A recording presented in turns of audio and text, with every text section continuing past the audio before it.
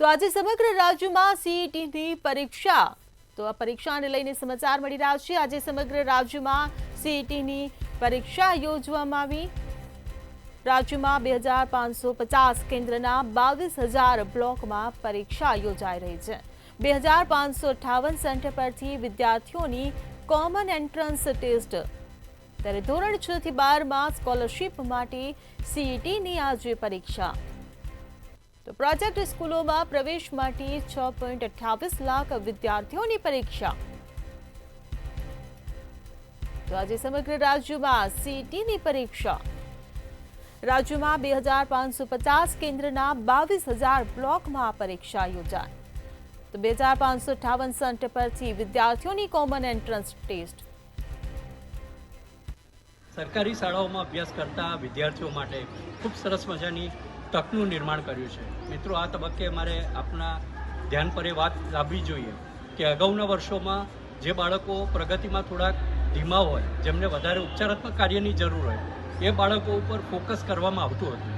પણ જે બાળકો બ્રિલિયન્ટ છે, જેમની જ્ઞાનની શક્તિ વધારે છે, એમને પણ પોતાની રીતે આગળ વિકસવાની તક મળે એવા આશયસર આ કોમન એન્ટ્રન્સ ટેસ્ટ, મિત્રો, અમે રિસર્ચના ફિલ્ડમાં ક્યારેક સર્વે કરતા હોઈએ ત્યારે થોડાક માત્રામાં વિદ્યાર્થીઓની સંખ્યા લઈને સેમ્પલ સર્વે કરતા હોઈએ।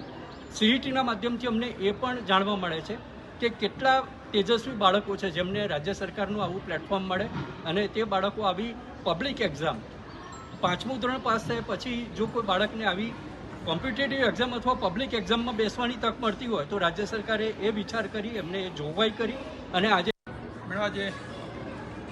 સ્કૂલ માટે એક્ઝામ લેવાઈ રહી છે। કેટલા વિદ્યાર્થીઓ છે, કયા પ્રકારની તૈયારી? જી, સમગ્ર અમદાવાદ ગ્રામ્ય જિલ્લામાં લગભગ 19,000 જેટલા અમારા ધોરણ 5ના ભૂલકાઓ છે એ આજે સીઈટી પરીક્ષા ઉત્સાહભેર આપવા જઈ રહ્યા છે।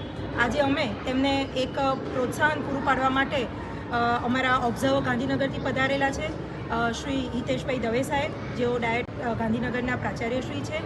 તેમની ઉપસ્થિતિમાં અમે અહીંયા સેન્ટ મેરી સ્કૂલ ખાતે અમારા વિદ્યાર્થીઓને આવકાર્યા છે અને તેમને પ્રોત્સાહન પૂરું પાડ્યું છે।